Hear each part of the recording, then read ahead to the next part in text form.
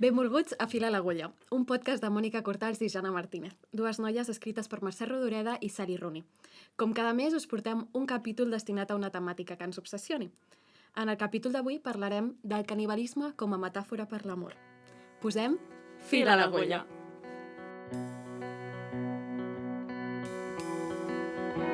Bon dia. Bona tarda, de fet. Bona tarda. És veritat, primer cop que gravem per la tarda. Sí, jo no, Jo a aquestes hores... No són les meves hores. funcionem. Jo soc tia de matins. Sí, jo també, no passa res. Però bueno, bones festes, no? Sí. Que estem gravant això i és Nadal. És una cosa, definitivament. És algo, sí, totalment. Bon feliç 2026, no? Perquè quan clar, sentin això això ja ja serà sortirà. 2026. Heavy. Sí, nosaltres encara no, queden No. 3 dies només. És com que però vivim en realitats paral·leles a quan això surti al podcast, no? És una mica raro, pensar-ho així. Sí. En plan, la temporalitat d'aquest tipus de em fa mal coses. de cap, no, Sí. no vull pensar en aquestes coses ara.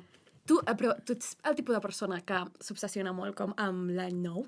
O sigui, em passa, i és com que cada any, durant tot desembre, penso, ai, sí, serà com una vida nova i em faré com tot això i em faig com els meus, com es deia això, els vision boards, Sí, amb el vale. Pinterest, no sé què, però és que després el 4 de gener ja passo.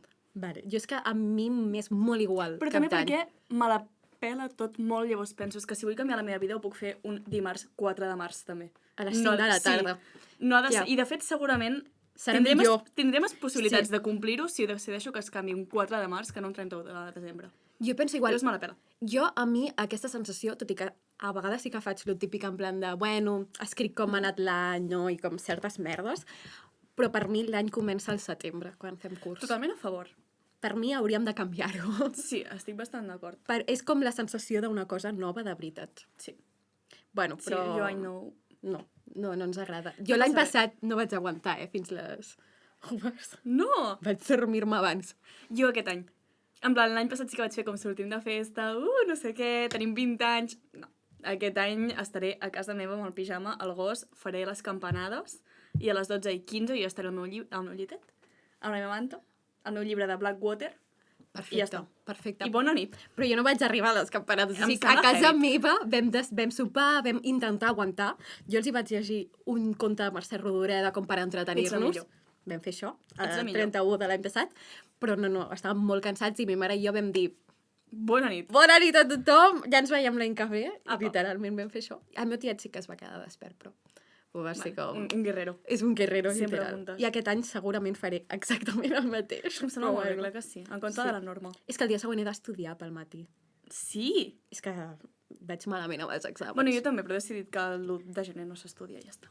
Bueno, perfecte, em sembla. Que per cert, parlant d'exàmens, us hem d'anunciar una cosa, i és que sí, l'episodi de febrer, Ah, certament! l'episodi de febrer no es farà la primera setmana, No.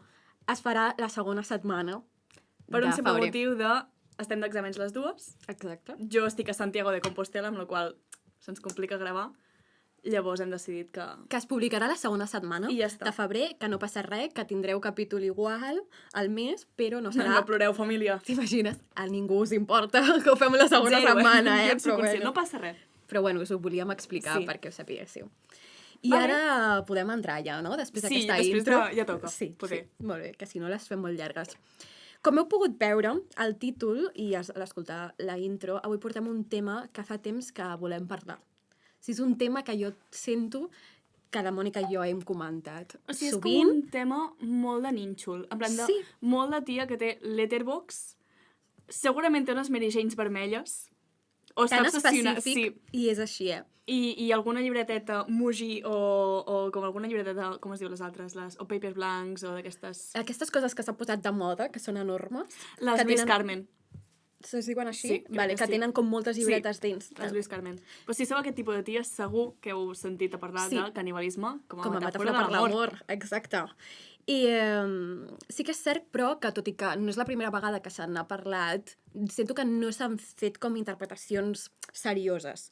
O No. en plan, saps, com un O sigui, jo estudi sento que del és com tema que bé. se'n parla, però de manera com... O sigui, mai se centra en allò, sinó No. simplement es menciona. Exacte, com un meme. També. No, també, a vegades, tipus un vídeo d'una pel·li d'una tia que s'està tornant boja i diu, no, jo pensant en la metàfora del canibalisme Sí. com a metàfora per l'amor, tal qual. Però és que jo crec que també poder és com per tot el tema... Igual que tampoc es parla d'incest, perquè és com un tema que ens incomoda molt. Com a lector, la incomoditat lectora, això és un La altre tema. Això és molt guai i en parlarem Ja un en dia. parlarem. Però sí, penso que és molt així, perquè ens posa en llocs complicats i llavors millor evitar-ho. Però no, avui no ho evitarem i Avui en parlarem. I ho intentarem fer de la manera més seriosa possible, com sempre, però no ho prometem. Sí, no, i tot lo serioses que som tu i jo. Exacte, exacte. Que, bueno, Que no som gaire, no som lo gaire. just i necessari. Totalment. Bueno, doncs ho començarem a estudiar una mica a partir de un article de Ximena Díaz Santillán, que es diu El deseo de estar en tu cuerpo, el canibalismo como metáfora para el amor romántico en Bones and All. Abans d'entrar en el que és l'article, però volia parar un moment en aquesta primera part del títol, el que diu de El deseo de estar en tu cuerpo. Aquesta idea que és com molt il·luminadora per entendre el que volem dir quan parlem de canibalisme com a metàfora per l'amor. I aquesta frase em recorda una mica a una de Keats que diu: una de las más misteriosas entre las semi-especulaciones es, diría, la de una mente imaginado dentro de otra. La llegeixo en castellà perquè aquesta frase just la vaig trobar a l'assaig d'Anne Carson anomenat La belleza del marido, que és un assaig en 29 tangos, i està en la versió bilingüe anglès-castellà, per això la llegeixo en castellà, però quan jo vaig llegir aquesta cita de Keats vaig pensar, heavy, és això. És aquesta idea, literalment, no? Una mente imaginado dentro de la otra, el deseo de estar en tu cuerpo. És aquesta voluntat d'ocupar el cos de l'altre, d'estar dins seu, de la seva ment, perquè l'estimes i perquè el vols conèixer. Una mica com quan Harry Styles diu a Fine Line, spreading you open is the only way to know you, que es traduiria com... Com es traduiria? Obrir-te... Sí, obrir-te en canal una mica. Sí, com obrir-te en canal és l'única manera de conèixer-te, no? Que és un vers que sí que ens pot fer pensar una mica també en un acte sexual, no? Sí, sobretot perquè en anglès com spreading you open pot tenir una connotació més sexual, com sí, com d'obrir la cames. cama. Sí. I penso que igualment l'acte sexual també és una forma d'evitar com la idea del cos d'una altra persona, no? D'estar dins el cos d'una altra persona, literalment és, òbviament, no? Però que aquesta idea, crec que tu i jo un dia ho vam parlar, que la idea del canibalisme com a metàfora per l'amor també, potser l'acte més proper és l'acte sexual. Sí, però sí, ja fora de l'acte sexual també és com que em recorda molt a... Dintre de les parelles, com és molt normal dir com és que et menjo, o està per comer-se-lo. Com frases així que sempre diem molt en plan conya, a nivell com més juguetón, més... Totalment. Però que és que tenen unes connotacions de caníbal. Tal qual. Sí. Com per exemple també mossegar la gent. Sí. Perquè te l'estimes. Sí. És com penses... És que és una cosa molt íntima. Sí, totalment. I això, que sí, que diuen que és perquè estàs com sobrepassada per l'amor que li tens a aquesta persona, no? Però per què reaccionem d'aquesta manera? És aquest tipus de qüestions que ens interessen una mica. Jo també, com això que estaves dient tu d'aquesta frase de Keats, em va recordar bastant a un poema de Quevedo, que és que estic una mica traumatitzada per una assignatura que es diu Poesía del siglo de oro, terrible, però no passa res, l'he patit molt, de veritat, crec que no havia plorat mai tant per una assignatura. Has fet aquest mail? No. Podeu dir-li tots. Ara mateix obriu a la Mònica i li dieu que escrigui un mail, ella ja sabrà quin mail ha de fer, però... Soc un desastre, de veritat. És que tu, quantes vegades t'he recordat que has d'escriure aquest mail? No ho sé, és igual, no passa res. Bueno, tornem al tema. Tornem. Que d'aquesta assignatura em vaig treure un poema de Quevedo que es diu, al tanto amb el nom perquè recordem, siglo de oro, barroc, els títols són llargs, ¿vale? El poema es diu, amante ausente del sujeto amado después de una larga navegación. Lana del rei Ju. Sí, no tal qual, Bueno, que és un poema on es parla com molt del tema de la immortalitat de l'amor, justament perquè aquest s'alimenta de l'ànima, i com que l'ànima és immortal, de manera indirecta l'amor també. I el poema diu, fuego a que tanto mar ha respetado, y que en desprecio de las ondas frías pasó abrigado en las entrañas mías de haber mis ojos navegado. Merece ser al cielo trasladado, nuevo esfuerzo del sol y de los días, y entre las siempre amantes jerarquías en el pueblo de luz arder clavado. Dividir y apartar puede el camino, mas cualquier paso del perdido amante es quilate al amor puro y divino. Yo dejo el alma atrás, llevo delante, desierto y solo el cuerpo peregrino, y a mí no traigo cosa semejante.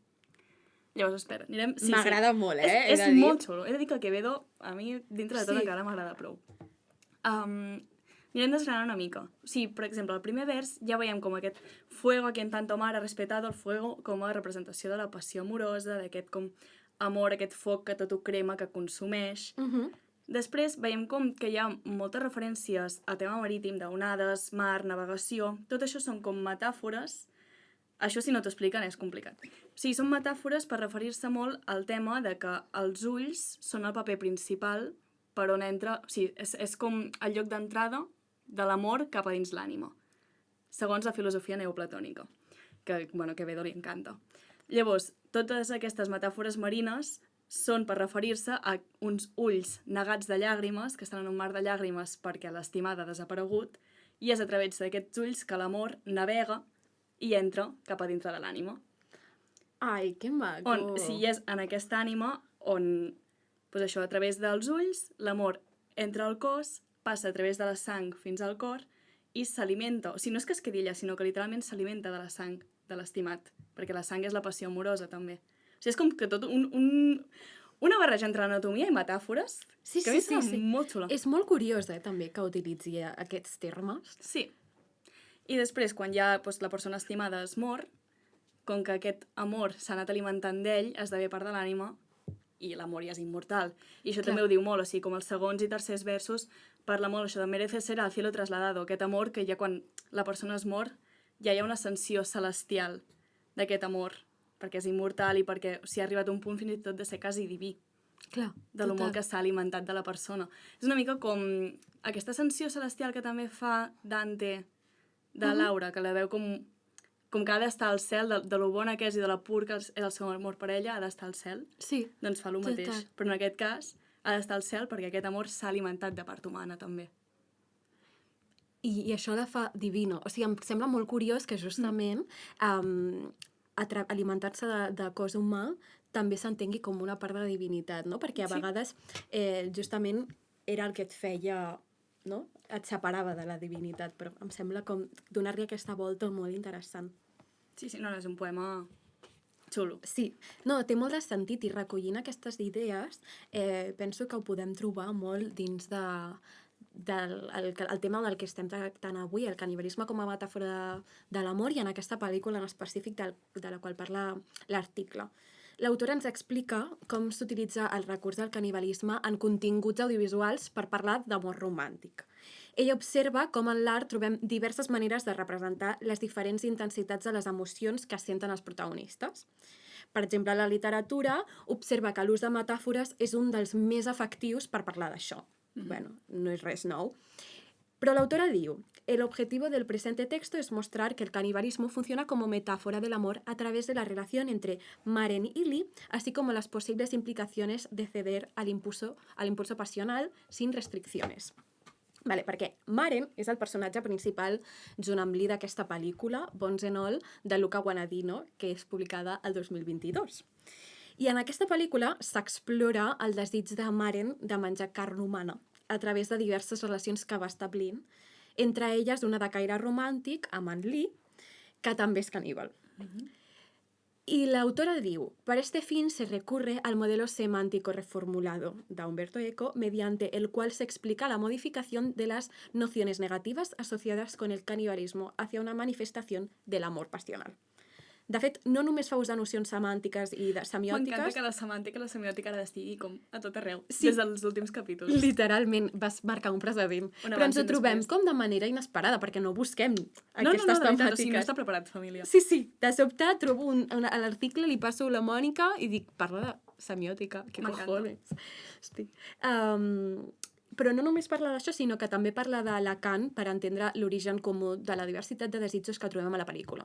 D'aquesta part no en parlarem, perquè Lacan, per mi, és tot un món, i el desig en Lacan, no només en ell, però ell en particular és tot una cosa que pot donar per un altre episodi. De fet, ens agradaria parlar de desig. Que potser ens donarà per un altre episodi. Exacte, per tant, Lacan queda per cadet i no li donarem ara espai, perquè si no, això és molt difícil de gestionar. Sí. Que s'esperi. Però això, que sí que quedi dit que sí que en tracta una mica. Però l'autora comença parlant de la pràctica canibalista i com aquesta ha estat variant durant el llarg de la història. Díaz Santillán explica com d'antiga és aquesta pràctica i com en alguns casos aquesta no era considerada violenta, sinó que era un acte ordenat i medicinal. És que d'això crec que ja en parlaré, sí, en parlarem més com més endavant, però té molt a veure el tema que estàvem abans comentant fora de càmeres, Sí. de com aquestes coses que ens incomoden tant, ens incomoden perquè estan fora de la norma social. Totalment, exacte. Però després mires una mica la història i te n'adones que en un moment no va estar fora de la Exacte. norma social i com fins i tot era una cosa pot ordenada, estar dins. exacte, que era com medicinal. I de fet, ella, referenciant a Yolanda Fernández, l'autora fins i tot afirma que quan es donava de manera violenta, o sigui, quan hi havia una persona que practicava el canibalisme de forma violenta, hi havia... forma fora de la norma. Exacte, en aquell moment hi havia respostes de caire moral, en aquell moment, que era que la resta de gent quedava horroritzada i els perpetradors quedaven com castigats i eren considerats com poc humans. I és curiós que justament en aquell moment és una pràctica que es feia, els que feien de forma violenta eren castigats i considerats com poc humà, i ara, òbviament, nosaltres ho veiem i ens genera un rebuig. A més, un rebuig Molt fort, efectivament. Per entendre el canibalisme, l'autora també ens parla de la idea de pulsió en Freud, que seria per ell estímuls interns que es diferencien de necessitats endògenes, com la set o la gana, pues que aquestes han de ser satisfetes quan es tornen insuportables. En canvi, la sexualitat pot mudar, pot ser reprimida o fins i tot ser satisfeta a través d'una altra persona. Por ende, el canibalismo en los seres humanos se inserta en el terreno de la sexualidad, un acto de integración del ser amado que con frecuencia se traslada al lenguaje con expresiones como está para comérselo. En este caso, se trata de la sustitución de un intenso deseo sexual romántico por una expresión que remite al hambre. Es decir, el canibalismo se reviste un carácter simbólico que representa el punto más alto del deseo i la passió, diu l'autora. Que m'ha fet gràcia que ho mencionis just abans perquè he dit... Jo mai ho havia pensat, en fins a el cert punt, llenguatge. sí que ho tinc com a vegades allò com en el fondo del meu cap. Sí, sí. Però també perquè jo soc una tia molt intensa, per sorpresa d'absolutament ningú. I sí que m'he trobat a vegades amb aquesta gana emocional que la relaciono molt amb, no només amb l'amor, sinó també com amb l'ambició, per exemple, també. Total. Però jo trobo que el sentiment de gana sovint no és només físic. No. També pot ser una gana emocional. Exacte. I que la veiem molt representada això en expressions del nostre dia a dia, el que tu deies de mossegar la gent, que ens estimem, com amb moltes coses que potser no hi pensem, però quan te n'adones és com que no pots deixar de veure. No, estic totalment d'acord. I a part, té molt de sentit perquè, de fet, la gana per si ja queda molt alterada per la nostra situació emocional. O sigui que està tot molt, molt, molt lligat. Sí, és curiós. Sí, doncs mira, l'article també ens parla de signes compartits entre canibalisme i amor o sentiments intensos o com li vulguis dir.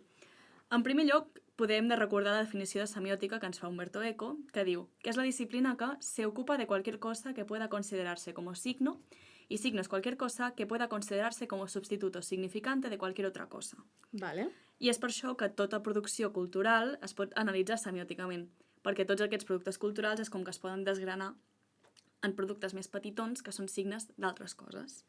No? I, bueno, abans d'endinsar-nos més en el tema, sí que vull com explicar un moment això que diu sustituto significante de cualquier otra cosa, perquè vull explicar la diferència entre significante i significado. Perfecte. En semiòtica, que és bastant important, com no només per avui, sinó en general quan la gent us parli de semiòtica és important tenir això en ment.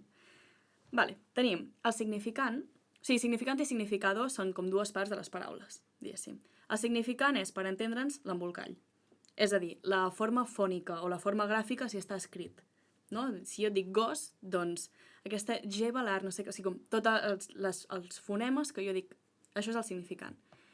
I en canvi el significat, és la correlació mental que nosaltres fem entre un significant i el concepte al que ens remet. Vale. És a dir, una seria com l'embolcall i l'altra el contingut. Per això quan Eco diu que la semiòtica, o sigui, el signe és qualsevol cosa que pot considerar-se com a sustituto significante, perquè el significant no el pots canviar. No, perquè és la cosa en si, no? Clar, o sigui, és la forma. Ah, vale, la diguéssim. forma. Vale. Jo si et dic, no sé, dues coses, una cosa que em pugui remetre a l'altra, però si et dic mar i llàgrimes, el significant són diferents, però el significat pot remetre a la mateixa cosa. Vale. Vale? Sobretot quan estem parlant de poesia o de coses així, a mi, mar i llàgrimes em poden portar un mateix concepte en el meu cap. Vale. Tot i que els embolcalls, diguéssim, són totalment diferents. Vale, estic tenint tants records de filosofia del llenguatge. Records de Vietnam, Em sap greu, Vale, Uau. ja està, ja he acabat. No, de el la teu part és més teòrica. divertit, també et dic. Aclarit això, ja podem seguir un article on se'ns diu que, a més de tot això que hem explicat, hi ha 2 tipus de relacions semàntiques. El primer és les relacions connotatives, on el significat es relaciona directament amb una unitat cultural a la que correspon el significant. És a dir, per entendre'ns, A només ens pot remetre culturalment a A. I després hi ha les relacions connotatives, denotatives, on A ens pot remetre a B, també. Aquest tipus de marques semàntiques s'utilitzen molt sovint en l'art, ja que permeten molt més jocs amb conceptes, amb significats, amb construir metàfores, fer que l'espectador pugui relacionar diferents coses, i és una mica el cas de Bones and All, on, per exemple, veiem sovint com alguns semes, és a dir, alguns signes, algunes coses recurrents, són compartits entre canibalisme i emocions intenses. O sigui, tant ens poden remetre a una com a l'altra. Claro. Si diem com que A és el desig amorós, B és el desig per al canibalisme, per la carn humana, i entre els dos hi ha C, que són elements compartits. Diguéssim, que això em sembla com molt interessant el joc que va fent aquesta... Sí.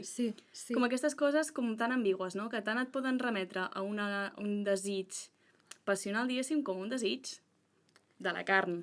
Vale. Un desig de canibalisme. Total. I és interessant justament que en aquesta pel·lícula sigui una pel·lícula on es dona, com ara us explicaré, una relació amorosa entre 2 caníbals, també. Perquè les línies... Clar. També és... Que no ho tracten, gaire. Que potser hagués estat interessant que Però el què no tracten? No tracten el canibalisme? No, el canibalisme sí. No tracten aquesta línia entre desig amorós i desig per carn humana dins de la pròpia relació. Clar, és que jo no m'he vist la pel·li, em sap molt de greu. No passa res. Llavors, la meva pregunta és, tu que sí que te l'has vista, com entre els 2 protagonistes, o sigui, els 2 personatges que tenen una relació amorosa, hi ha també dinàmiques caníbals? Entre ells 2 no, menys en una part.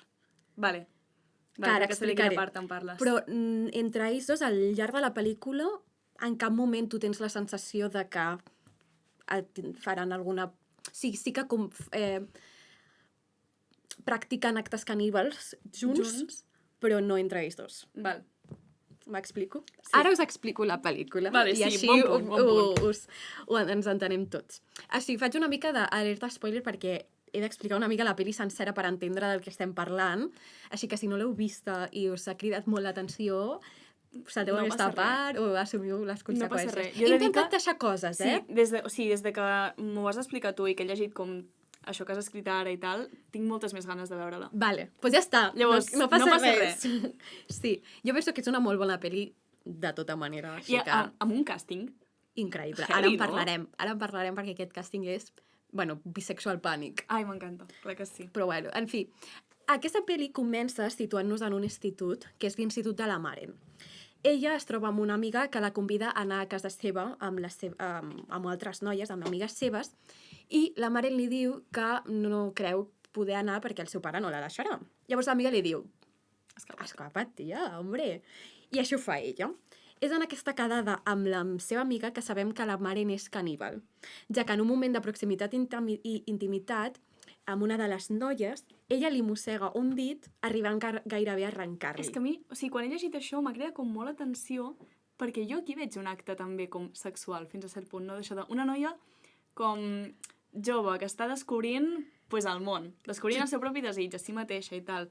La conviden, no sé si per primer cop, com a una quedada amb altres noies, i allà descobreix alguna de si mateixa que se suposa que ha d'ocultar. Llavors, és que a mi el meu cap m'ha anat directament a aquesta tia és lesbiana i no ho sap, i ho acaba de descobrir aquí. Sí, que no, però... és caníbal i no ho sap i ho acaba de descobrir aquí. Total. Jo crec, la qüestió, a mi em sembla molt interessant que aquesta sigui l'escena perquè justament la Maren amb l'amiga estan tenint una conversa molt íntima. És a dir, la Maren li estava parlant sobre l'absència de la seva mare. En plan...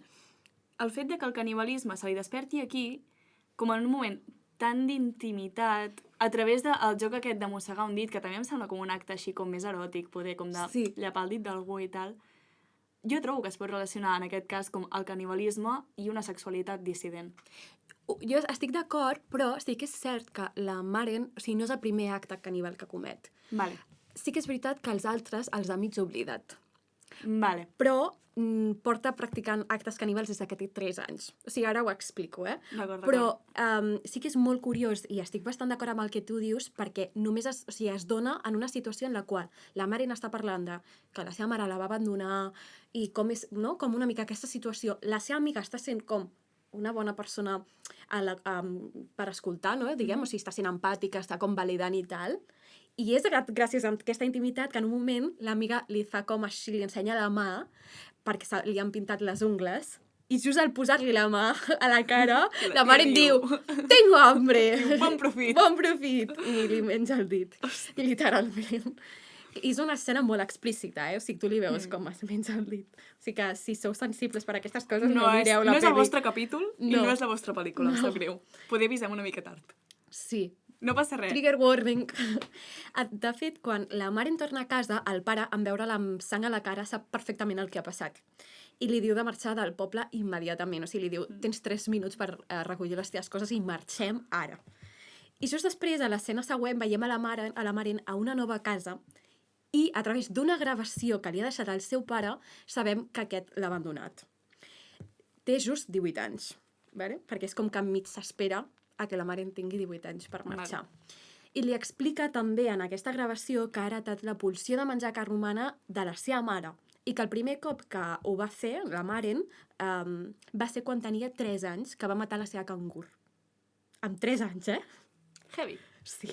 Llavors, aquesta gravació és un recurs vehicular al llarg de tota la pel·lícula perquè la Maren la va escoltant i per parts durant el viatge que emprèn, que és un viatge per trobar a la seva mare.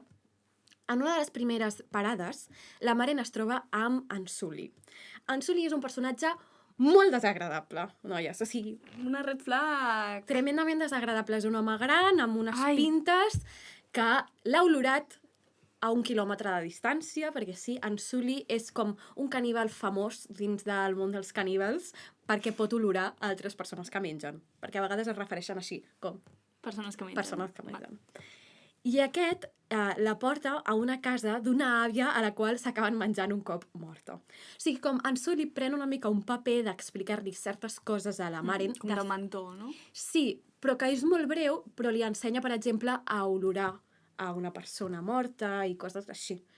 Com que a una persona que s'està morint a certa distància, com que li ensenya i tal, i també li explica una mica de la seva experiència com a caníbal i com de sol ha estat. Però al final la Maren decideix marxar d'amagades de la casa perquè bàsicament en Sully li genera 0 confiança. Normal. Molt normal. També t'ho diré. Molt normal. És després d'això que coneix en Lee, en Timothy Chalamet. I la Maren li diu al Lee si la pot ajudar a buscar la seva mare. I continuen el viatge junts.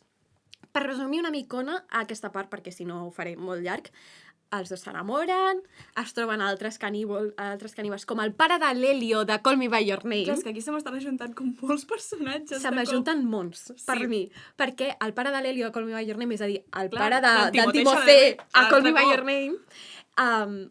Que de fet, acabo de pensar, l'actor justament que feia... anava a fer aquest comentari Ai, tal qual. m'encantes! Com es deia aquest actor? Armie Hammer. Vale, va haver-hi com un gran drama perquè se sospita que era caníbal. Efectivament. I que Luca Guadagnino, després d'aquestes notícies i declaracions, decidís fer una pel·li de caníbals amb en Timothée Chalamet i amb el pare de l'Elio. O va dir... O sigui, ell ho devia pensar en algun moment. Tu creus que ell com va llegir les notícies i va dir aguanta'm el cubata? Aguanta'm el cubata, que tinc Let una me idea. write a movie. A la seva dona, Mari Carme. Tinc una idea. A la seva dona no, perquè és un molt homosexual, però efectivament 100%. No passa res, doncs a la seva parella. Enric, aguanta'm el cubat, acabo de tenir la millor idea del món.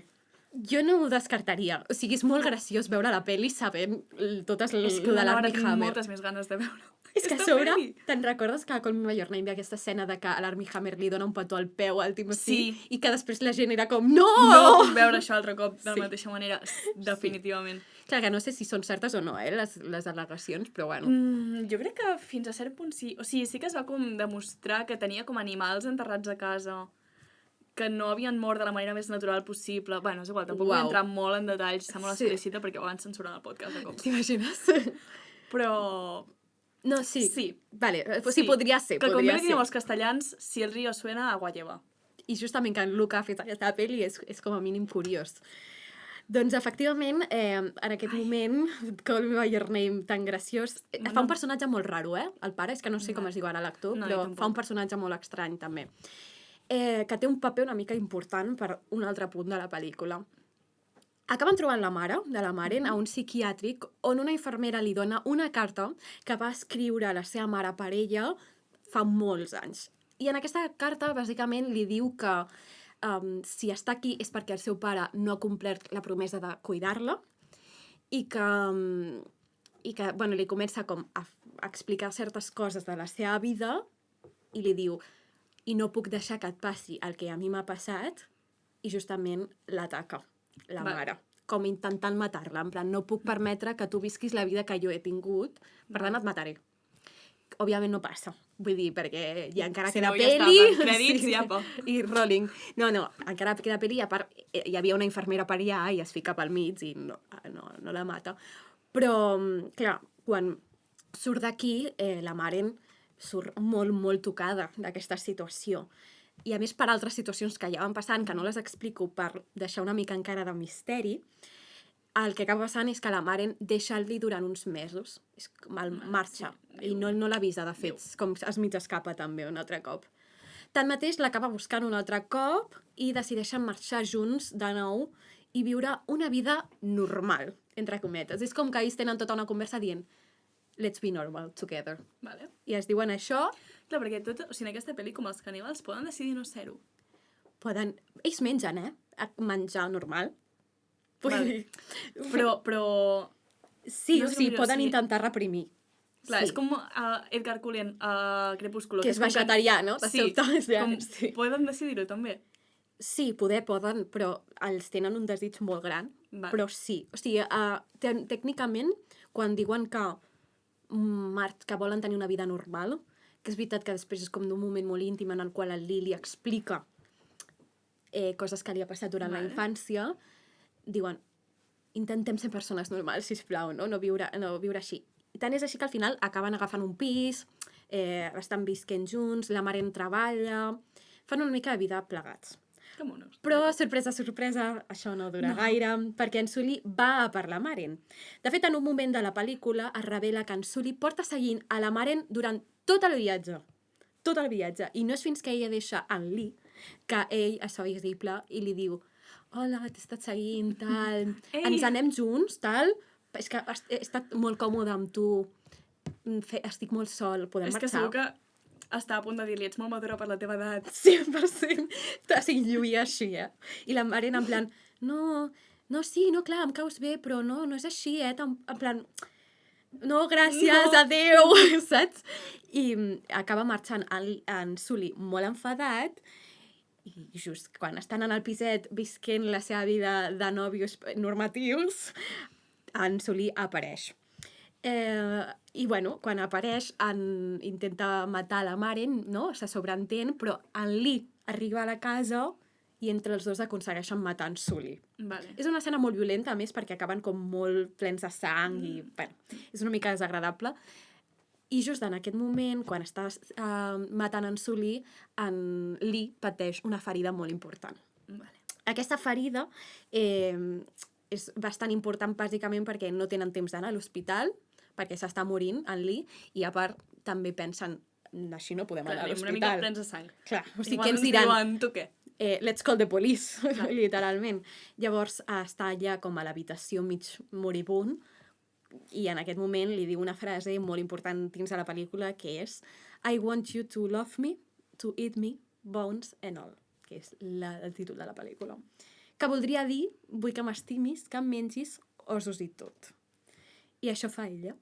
En aquest moment se'l menja, i així acaba la pel·lícula. L'autora de l'article, ja cap al final d'aquest, fent referència a aquesta escena, diu el següent. En este caso, el acto adquiere una connotación romántica en la cual se integra al otro dentro de sí.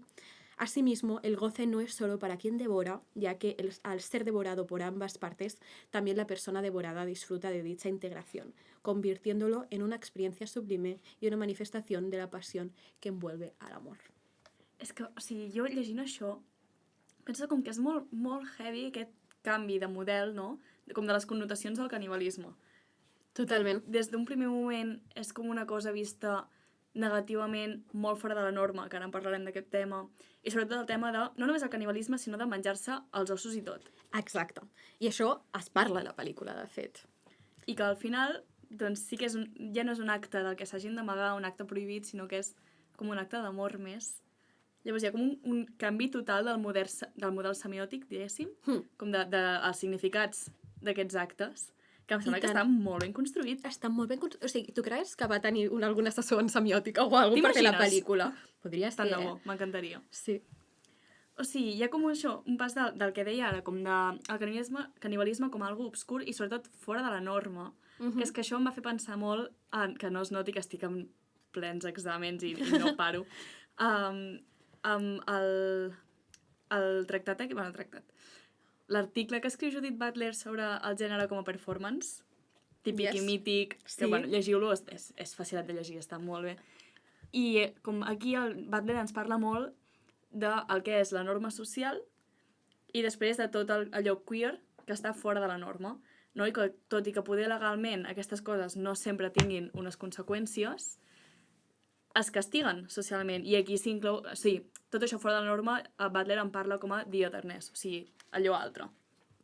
L'altre, que més, és una figura que és importantíssima i superrecurrent al llarg de la història del pensament, no? La figura de l'altre. Sí, perquè a més la societat s'organitza molt en no ser l'altre, o sigui, les normes socials estan fetes de o estàs dintre o estàs fora. Exacte. Llavors tu com ets un bon ciutadà de la teva societat? No fent el que et farà estar a l'altra banda. I totes aquestes coses, com ara, per exemple, doncs, l'incest, el canibalisme, és com que es castiguen molt socialment. I aquí, en aquesta pel·li, ho veiem clarament, però també veiem clarament com, arribats a un punt, ells decideixen, com mira, aquesta norma ens la passem pel forro, i hem decidit que ho convertirem en un acte d'amor entre tu i jo, i ens és igual estar fora d'aquesta norma. Exacte. Òbviament, amb això no estem dient que justifiquem i animem aquests actes, ni l'incest ni res, Vull dir-te, entenem-nos dins del context del que estem parlant. Sí, no. Dic, anem a fer un disclaimer o alguna cosa, perquè si no... molt caníbal. No, però dic, per si de cas això ho treuen de context. No estem parlant d'aquí de que cometeu incest. És que... La norma hi és per un motiu, carinyo. Exacte, i a part que penso que el canibalisme com a metàfora de l'amor no té res a veure amb el canibalisme, nois. No. Vull dir-te, that's not the point. No. Del que estem parlant, però bueno. I si s'ha entès així, em sentiré com que hem fallat molt. Com a ties intenses de lletres, hem de saber explicar una metàfora. Una sola metàfora, no? You had one job. És una metàfora! Ja està. És que no deliri, És deliri, però és que clar, aquest tema és intens. Sí, m'agradaria que no m'arribés una denúncia de cop per canibalisme. Per jo he vist la línia i he dit, anem a reprocedir un moment. Vale. Que coses com la bisexualitat, el lesbianisme, tot això estiguessin fora de la norma i ara hem decidit que no hi estan, no vol dir que tot el que estigui fora de la norma sigui positiu. Exacte. No, amors, no va d'això. Viva el lesbianismo, no viva el canibalisme. No. És això el que volem dir. Ja està, recopilem. Sí, va, tornem a l'article. Tornem a l'article. L'autor ens diu que Ellen... No sé com es pronuncia això. Sishu? Ni idea. No passa res. Escribe. Ara la teva mare en particular... La meva mare estarà enfadada perquè ara direm una frase en anglès. Bueno, la intentem reduir després. Ho tradueixo així simultàniament? Si vols. Bueno. Vale, l'amor és quan tu d'un dia per l'altre et despertes com un caníbal i no tan sols com qualsevol caníbal, sinó com que et despertes destinat a que et devorin o a devorar. Ho has traduït molt bé! Sí, tal qual. De res, mama. Un petó. Es decir, la autora señala que comer y ser comido pertenece al terrible secreto del amor, ya que todo está orientado hacia dicha absorción. I fa referència al títol de la pel·lícula, que troben dos moments de manera molt explícita, i que podem sentir durant tot ella, però generalment. El primer moment és quan Lee es troba amb un caníbal i un amic seu, el qual explica que ha devorat cadàvers sencers, i és quan la Maren li pregunta si els ossos i tot.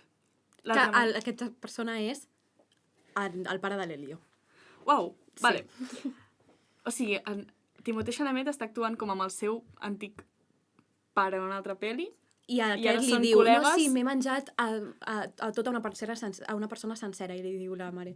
Ja, això Això sí, intestinalment com ha de... Bueno, és igual, no faré aquesta pregunta. El què? Intestinalment com ha de funcionar? Ah, no ho sé. No ho sé realment com ho fan.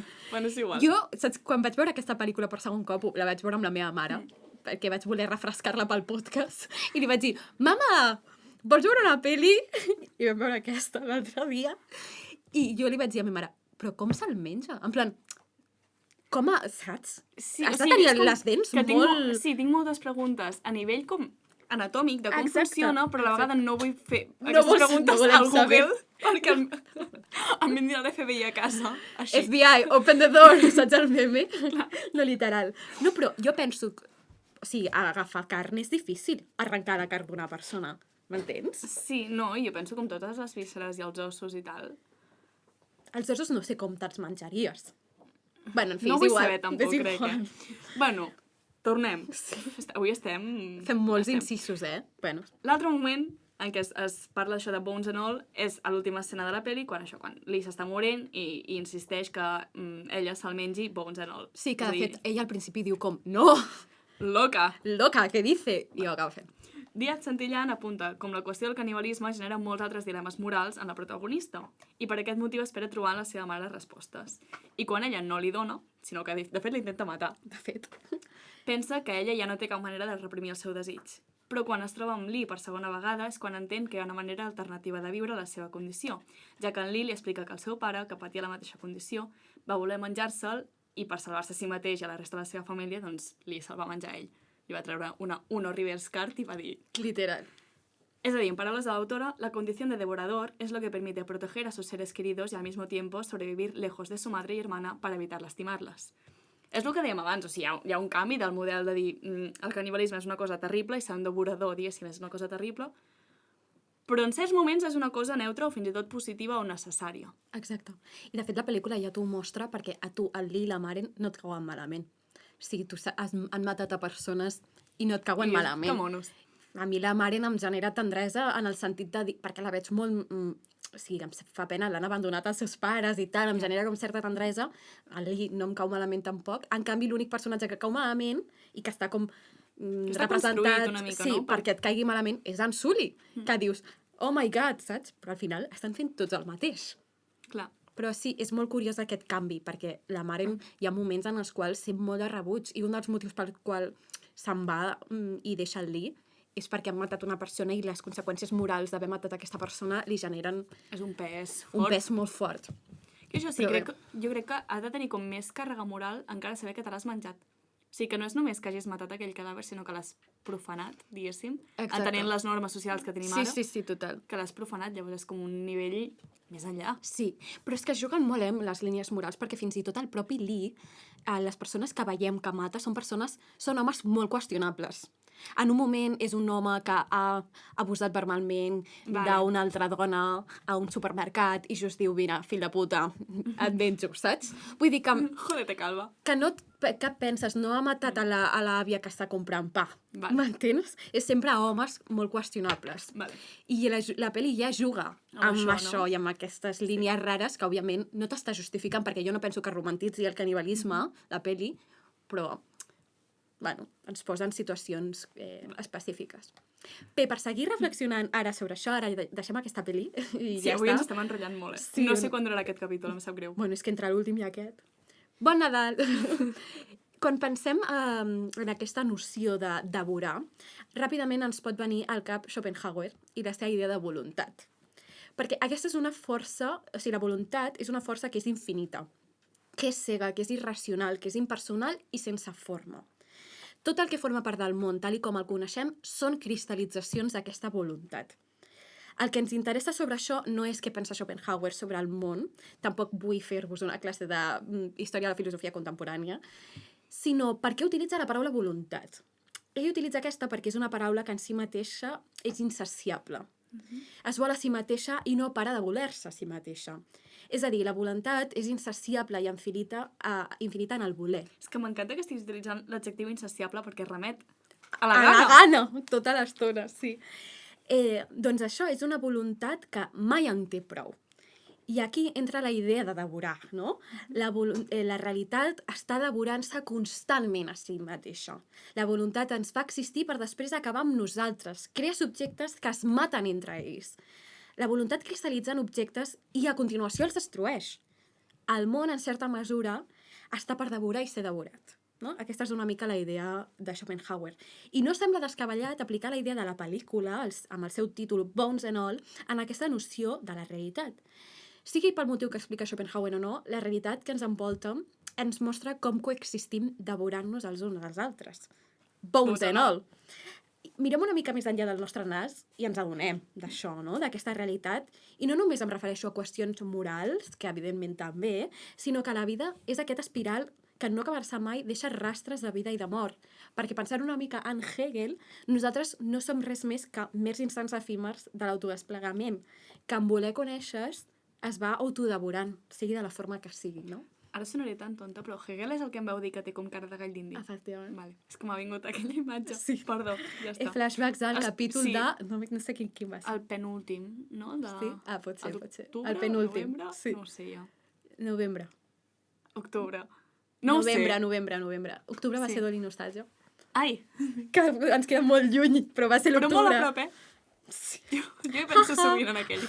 És el preferit del públic, he de dir. Sí, jo crec que sí. Sí, el meu també. Això, però, tornant un altre cop al que estàvem dient, és un tema que ens donaria per un episodi sencer, o sigui, tot lo de la voluntat, i que ens aniríem una mica. Així que anem al tema que ens escau. Aquest amor romàntic del qual estem parlant, aquesta metàfora del canibalisme, no és més que una excusa per parlar de certes passions que són difícils d'entendre, no? The otherness, del que estàvem parlant una mica. Passions que devoren, que tenyeixen. I abans de veure'n algun altre exemple, que després mirarem, m'agradaria preguntar-nos com és que la sentim d'aquesta manera. Deixeu-me llegir-vos un fragment de l'ensayo sobre los datos inmediatos de la conciencia de Henry Bergson. És una mica llarg, ¿vale? Por ejemplo, un oscuro deseo se ha convertido poco a poco en una pasión profunda. Veréis que la débil intensidad de ese deseo consistía en que os parecía aislado y como extraño a todo el resto de vuestra vida interior. Pero, poco a poco, ha penetrado en un mayor número de elementos psíquicos, tiñéndolos, por así decirlo, de su propio color. Y aquí que vuestro punto de vista sobre el conjunto de las cosas os parece ahora que ha cambiado. ¿No es verdad que os dais cuenta de una pasión profunda, una vez contraída, por el hecho de que los mismos objetos no producen ya en vosotros la misma impresión? Todas vuestras sensaciones, todas vuestras ideas, os parecen refrescadas por aquella. Es como una nueva infancia. Y continúa més tard dient, es que cuanto más se baja a las profundidades de la conciencia, menos derecho se tiene a tratar los hechos psicológicos como cosas que se yuxtaponen. Cuando se dice que un objeto ocupa un gran lugar en el alma, o incluso que ocupa en ella todo el lugar, ha de entenderse simplemente por ello que su imagen ha modificado el matiz de 1000 percepciones o recuerdos, y que en ese sentido los penetra, sin hacerse, sin embargo, ver en ellos. Un fragment molt maco, de dir. A mi m'agrada molt. Per posar-vos una mica en context, aquest assaig, que és la tesi doctoral de Henry Bergson, ojalà fer jo això de tesi doctoral, també et dic. Fort, sí. Va guanyar un premi Nobel, no només per això, evidentment, però és un tio que controlava, Tècnicament, aquest assaig gira entorn la qüestió de la llibertat, tot i que podem plantejar-nos si és així realment. I per parlar-ne parteix d'un error en el qual hem caigut, que és confondre temps amb espai. Això és un tema que li dona molt de pes en el llibre, i això ens porta a atribuir certes formes de ser pròpies d'objectes físics a estats de consciència. Aquest error s'explica a través de la pràctica, ja que la vida ens obliga a actuar, i per actuar l'acció eficaç recomana ocupar-se del que és aparentment comú i compartit. Però quan les necessitats de la pràctica contaminen la teoria de la filosofia, la filosofia es veu pervertida, I aquesta perversió, doncs, s'ha d'evitar. La proposta de Bergson és recuperar el real amb tota la seva complexitat abans de sotmetre aquesta operació que n'amputa una part per considerar-la sentimental, subjectiva i suprimible. És a dir, és un reclam per tornar a les dates immediates de la consciència que s'han vist alterades. Com deia, la descoberta, diríem, és adonar-se que un estat de consciència és una cosa tal que si el dividim, canvia. El que caracteritza és la impossibilitat de modificar-lo sense que aquest esdevingui un canvi no quantitatiu, sinó qualitatiu. És a dir, quan nosaltres tenim una sensació, un sentiment, i diem que és més o menys intensa, no estem dient res amb això, perquè els sentiments no és que siguin més o menys intensos, és que són coses diferents. Són sentiments diferents, Exacte. No és com que puguis estar més trist o menys, sinó que tindràs diferents sentiments de tristesa. Efectivament, exacte. Doncs, si tornem al fragment que us he llegit fa res, que un desig obscur esdevingui una passió profunda no vol dir que aquest desig hagi estat intensificat, com dèiem, perquè en aquest cas seguiríem parlant en termes quantitatius, sinó que aquest ha esdevingut un estat de consciència diferent. I us podeu preguntar, què té això, Jana, a veure amb el tema del qual estem parlant, no? En plan, com si jo m'estigués anant... Doncs molt. Si us esteu fent aquesta pregunta, us dic que té molt a veure. Perquè quan Bergson diu poco a poco ha penetrado en un mayor número de elementos psíquicos, tiñéndolos, por así decirlo, de su propio color, parèntesi per dir que el terme penetrar, que trobem molt dins de la filosofia de Bergson en aquest assaig per explicar aquests estats de consciència i el temps en si també, també ho notem molt, no només a la pel·lícula, no? Que el que hem estat parlant, sinó també en altres tipus d'amors i com parlar-ne d'aquests tipus d'amor i com certes afeccions ens afecten a nosaltres, no? Això després ho podrem mencionar, però volia destacar que Bergson li dona un pes dins de la seva teoria. Doncs quan Bergson ens diu això, està dient que podem mesurar d'alguna manera els estats de consciència per la regió que han ocupat, però no en termes d'espai, perquè ell es vol allunyar de termes quantitatius. Els efectes dels quals estem parlant són efectes que tenyeixen la nostra realitat immediata. De fet, Bergson distingeix dos tipus d'estat de consciència. Un estat de consciència que seria autosuficient i un estat de consciència que sembla estar lligat a una causa exterior. No ens atindrem ara en això, però és important veure que els estats de consciència, els sentiments, encara que puguin tenir causes externes, perquè en principi es donen amb certa autonomia, quan diem intensitat fa referència a una magnitud major d'estats psíquics contaminats per l'estat fonamental.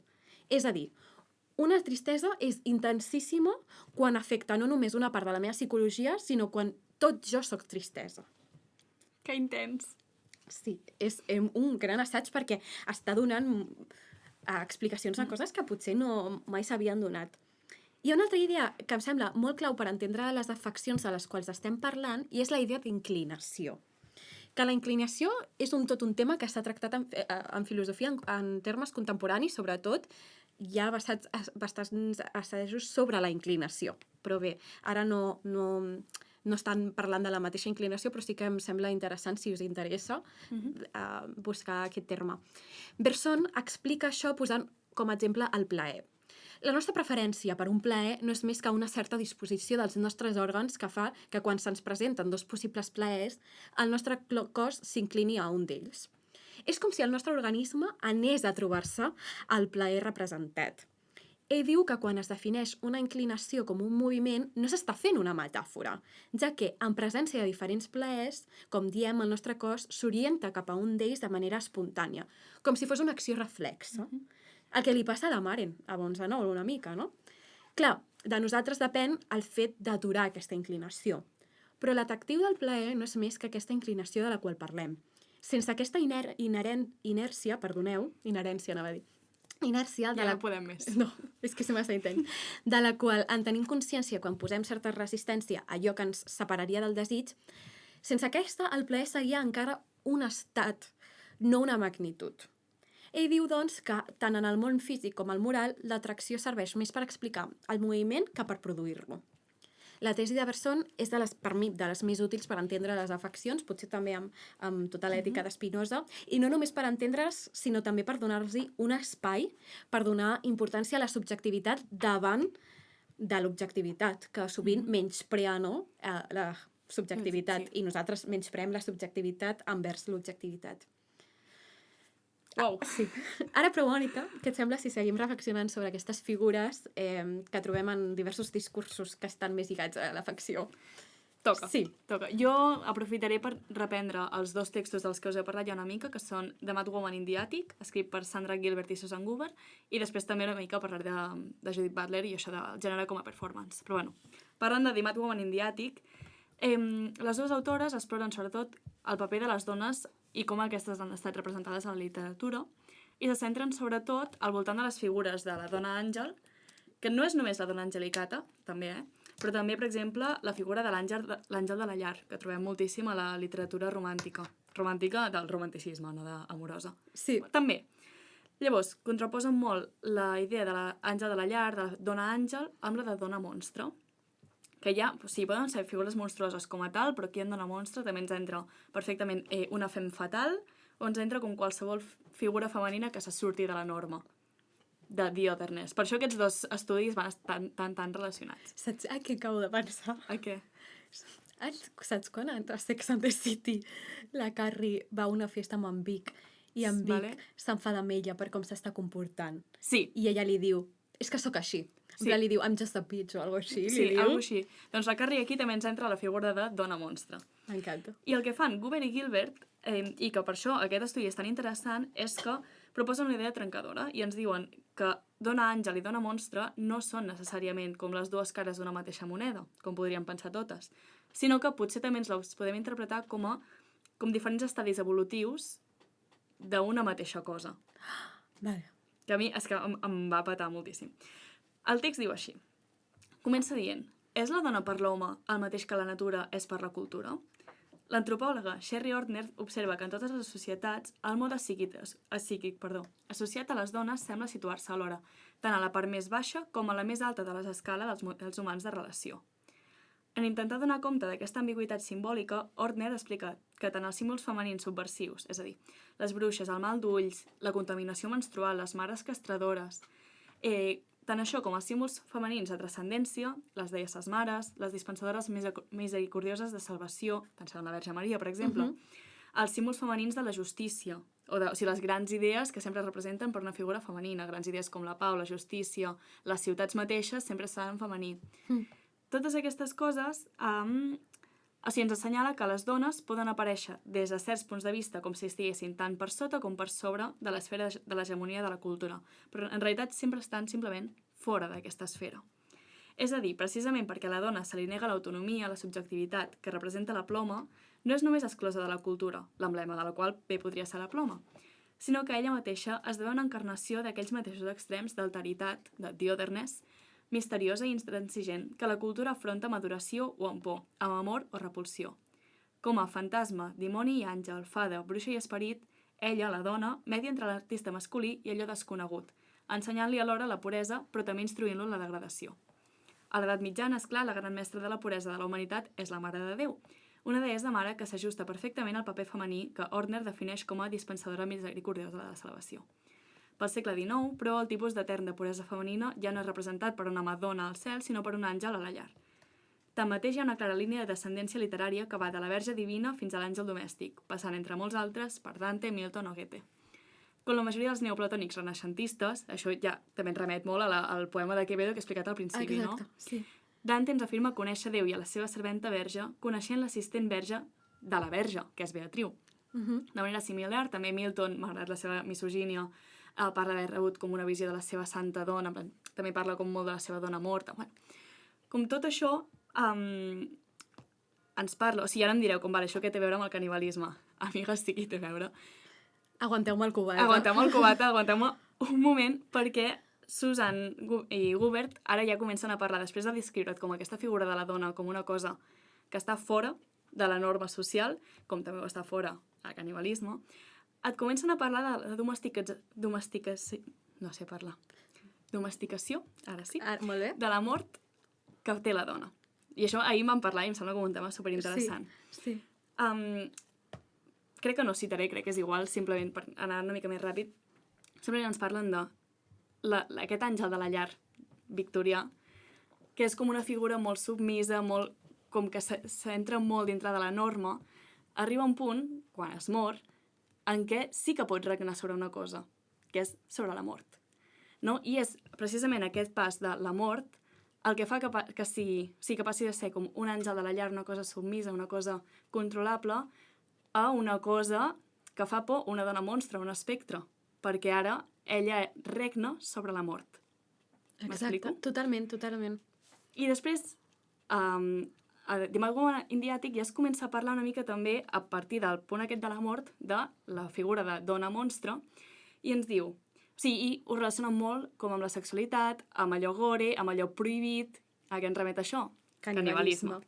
I ens diuen, el monstre pot no només estar amagat darrere de l'àngel, sinó que pot resultar que resideix dins d'ell mateix o, de fet, a la meitat inferior de l'àngel, és a dir, amb la sexualitat. Que per això jo no em baixen del burro de que canibalisme i sexualitat es poden relacionar moltíssim. Totalment. Perquè al final és tot això que surt d'aquesta norma, d'allò prohibit, allò com que no s'ha de fer i que s'ha d'amagar. Podríem fer una segona part, eh? Podríem fer una segona part. Així ens suggereix Thackeray, tot àngel de la llar, correcte, agradable i decorós, afalagador i persuasiu, amb els homes desvalguts, és en realitat potser un monstre diabòlicament horrible i llardós. M'encanta això perquè justament aquestes idees de les quals parles i d'aquest àngel de la llar i després aquest monstre de la llar en la figura femenina em fan pensar en un conte d'Edgar Allan Poe que en aquest moment he de fer un shout-out al Sergi, que és qui em va recomanar aquest conte i qui em va deixar l'antologia quan li vaig comentar que faríem aquest tema. I aquest conte en qüestió és El hundimiento de la casa de Usher, on trobem aquesta figura femenina de la qual tu m'estàs parlant, que jo quan vaig llegir el conte no tenia això present, i just igualment em va semblar com un conte que podria ser adient parlar-ne, i quan ho parlàvem ahir, no? Va ser com, que es relaciona perfecte. O sigui, és que no només per el tipus de relació que tenen el germà i amb l'altra germana, sinó que justament la figura de la Madeline, que és la bessona, no? La Madeline Usher, també entra perfectament en aquesta figura de primer dona àngel i després dona l'àngel de la llar i després el monstre. Doncs en aquest conte, com deia, el germà Usher seria com el personatge pel qual gira una mica tot. Per posar una mica en context, tot comença quan el narrador rep una carta del seu amic Usher en el qual li demana que vingui a veure a la casa seva. Però li diu com d'una manera tan desesperant, no? I com tan esgarrifós de que es veu obligat a anar-hi. O sigui, feia molts anys que no es veien, però rep aquesta carta d'aquesta manera i diu, valent, he d'anar a veure'l. Estic obligat a anar-hi. Exacte. I just, de fet, tot i que feia temps que no es veien, ella sabia que l'Usher estava patint una mica psicològicament i tal. En arribar a la casa, ell se sent culpat per tota la sensació que aquesta li desprèn. I m'agrada molt com Poe ho expressa, perquè em fa pensar en això que he mencionat abans de Bergson, ja que no només ho diu en aquest moment, sinó en un altre moment també, fa ús del terme penetració. En aquest cas diu, una sensació de insufrible tristeza penetró en mi espíritu.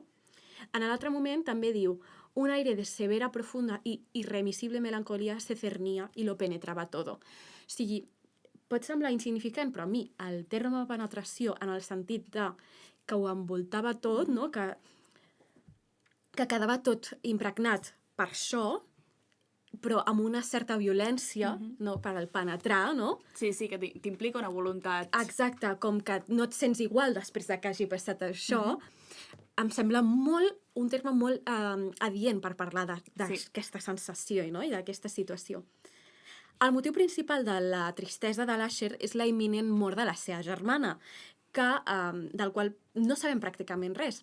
És com aquest àngel en vida en el qual la seva pèrdua porta misèria, o sigui, després quan ens diuen que ha mort, perquè els germans tenen una relació molt estreta, que fins i tot, segons certes lectures que s'han fet sobre aquest conte, pot ser incestuosa, i un cop morta fa la sensació de ser una absent presència monstruosa.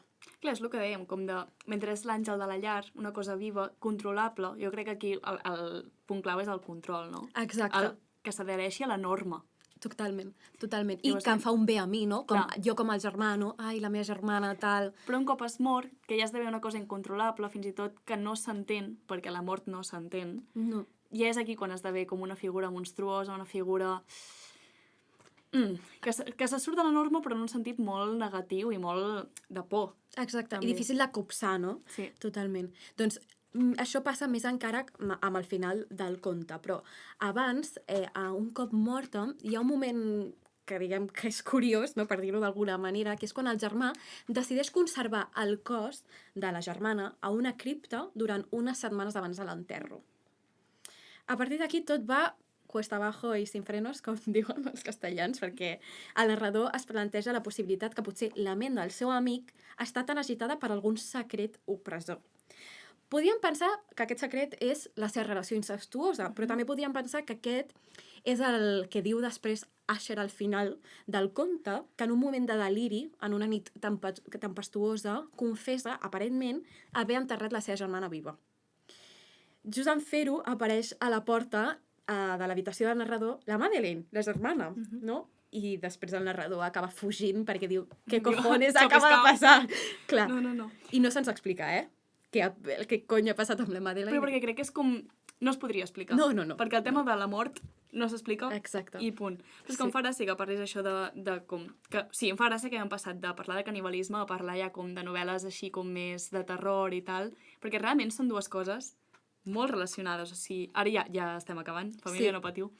Però jo no volia acabar aquest capítol sense parlar una mica del tema de novel·les de vampirs, on el món del terror i el món de la consumició d'un altre ésser humà estan relacionadíssims. Total. Llavors, hi ha novel·les com Dràcula o El vampir de Polidori, però és que sobretot volia parlar de Carmilla, que és el meu imperi romà. Vale? Està editat, oi? Si ens la geminada, pot ser? Em sembla, o sigui, està editat segur. Crec que no per moltes editorials, vull dir, tampoc és un llibre que tingui moltíssima demanda, però algun trobeu segur. A mi em sembla que I la si geminada el té.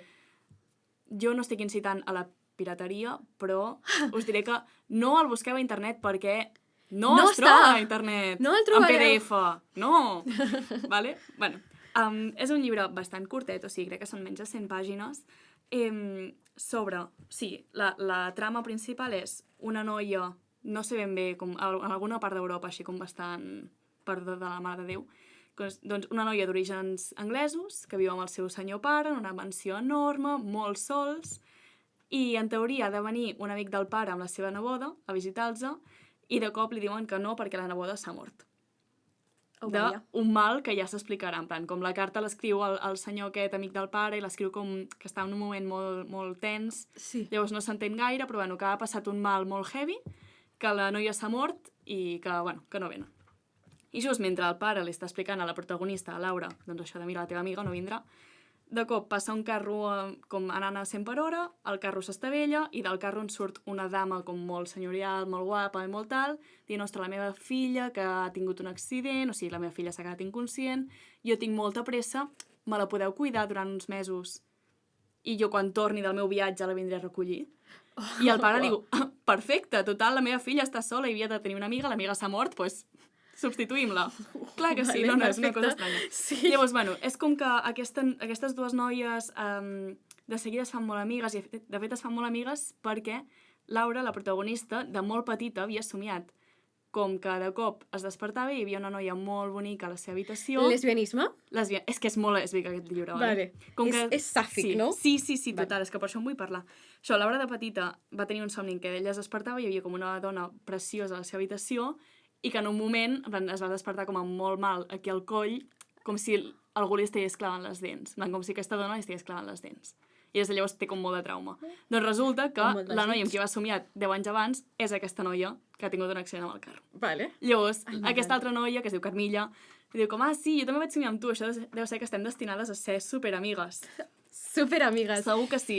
Quan abans es deia que tenies una gran amiga. Durant tot el llibre, en plan, aquestes dues són superamigues i tot el que tu vulguis, sí que és veritat que Carmilla té comportaments molt estranys perquè, spoiler, perquè si no ho havíeu intuït, Carmilla és un vampir i s'alimenta de Laura, però bueno.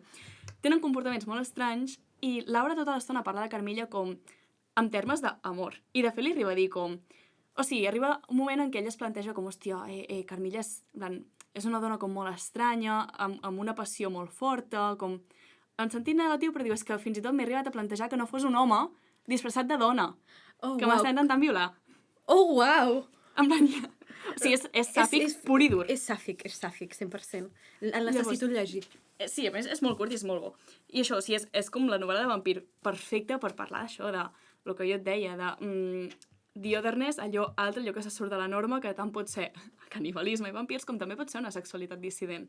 Total. I en aquest cas, casen perfectament les dues. Exacte. Llavors, per les meves petites sàfiques lectores, llegiu Carmilla. I escolteu Salsa Romesco. També. I així acabem I el ja nostre estem. podcast. Però abans hem de fer les Les obsessions. obsessions del mes. Que aquest mes a mi m'ha estat una mica difícil pensar les meves Sí, a mi també. obsessions. Sí que és veritat que sí he estat obsessionada a poques coses, però molt intensament a les que he estat. I aquestes han estat el llibre d'Anne Carson, que he mencionat abans, La belleza del marido, un ensayo en 29 tangos, aquest llibre que me'l va regalar la Ninfa pel meu aniversari. Un Brutal, petó. un petonàs. A la Ninfa i en Martí, que també ens escolta. M'encanta aquest llibre, o sigui, no l'he acabat, però és, com bé diu, a través de 29 tangos ens explica la seva relació amb el seu marit Heavy. i com comença i com acaba, però no, com tot barrejat, i és fantàstic com ho explica en Carson. També he estat molt obsessionada amb la cançó de Landslide de Fleetwood Mac. És que és una... Fleetwood Mac, en general, em rebenta, però Sí. què vol dir que em fas una cançó preciosa sobre com el temps passa? I evidentment tocava escoltar-la, no?, en aquesta època de la nostra vida. Saps que aquesta cançó li va ensenyar com al Lindsay, ara no em sortirà el nom, de la cantant, de Sí. Fleetwood Mac. Com es deia? Bueno, és igual, No ho sé, m'estàs m'he entenent. oblidat, sí. Però el guitarrista i ella, com que Sí. tenen com tota aquesta història d'amor A la situationship tan fantàstica. És ell qui li va ensenyar a tocar la guitarra i com de les primeres cançons que ella va compondre amb la guitarra va ser aquesta. I de fet, en els Com a? concerts a vegades li diu com aquesta cançó va per en Lindsay, que em vas ensenyar a tocar la guitarra i ara ja ens hem fet grans. Ara han passat molts anys des d'aquell dia. I've been afraid of changing because my life... Bueno, Està dedicant a ell, eh? Sí, 100%. jo ploro. Aquesta Punt. cançó a mi em fa plorar. I també he estat molt obsessionada amb el fet de que mai he tingut una experiència única i mai tindré una experiència única a la meva vida i com això em sembla reconfortant. Ho anava a dir. O sigui, em recorda molt el meme aquell, com que són dos en un mateix bus. Sí, saps que vas fer la mateixa referència al mateix sí. nivell? El capítol m'encanta. No passa res, que jo sóc molt així de veure com les dues parts. Jo M'encanta. penso, si vaya merda, no sóc original, però a la vegada, que bé, no estic No. sola a la vida. Exacte, amb tipus de dir això que m'està passant, no? I jo, ai, no, per què m'està passant això? O què? Penso, segur que si llegeixo un llibre de l'Annie Ernaux, I ja haurà passat. Ah, shout-out a la Maite. Sí, A la Nirno també. I a la Maite, que ahir ens la vam trobar, és una amiga de la Mònica, que ha començat a llegir a Nirno gràcies al capítol de l'episodi. gràcies o per culpa del capítol anterior. Exacte, Ja ens ho per dirà. culpa, sí. Vale, doncs I jo les també teves tinc obsessions, què? molt poques obsessions, però molt intenses. La primera és la cançó Merry Christmas, Please Don't Call. Ho sento. Bueno, és que crec que si la coneixeu no he de dir res més, i si no la coneixeu, escolteu-la i entendreu moltes coses, però jo només he de dir que ja estan sent uns dies intensos. O sigui, jo he tornat a casa per Nadal, de cop em moro. En plan, soc una tia emotiva, em sap greu. Llavors, bueno, està sent interessant. No penso opinar sobre aquesta cançó. Sorprenentment estic bé, família. Sí, la Mònica està molt bé. Sí, Jo crec que és la molt que millor ha sorprenent. estat aquí. Sí. No només amb mi, sinó tota producció sencera. Sí, i ja acabo perquè crec que se'ns està morint la càmera. Llavors, la meva segona obsessió és l'ús dels guions en Emily Dickinson, que això ja en parlaré un altre dia, però bueno, és que a la meva germana m'ha regalat una antologia de poetes americanes, brutal. La Mariana Tsvetaeva també fa un ús molt curiós dels M'encanta. guions. Un dia en parlem. Sí, resumint-ho molt, ningú sap què signifiquen els guions en Emily Dickinson. Rotllo, ella al final de cada vers o i tal posa un guionet, però no se sap si són com per indicar l'entonació, per indicar en plan puntuació, no se sap, però és com que juga molt amb això i m'interessa moltíssim. Ens encanta Emily Dickinson. I ja està, família! Ara què queda? Ara ja només queda donar les gràcies un dia més als nostres realitzadors, Ian Posse i Yuri Guitar, al nostre productor Joel Solís, a Ràdio Tordera pel suport i l'espai, a la xica Esto per cedir-nos la seva cançó ¿Dónde está Sandra? Un temazo. I a Jana Comas per la portada. I res, doncs ens veiem el mes que ve per posar més fil a l'agulla. Adéu.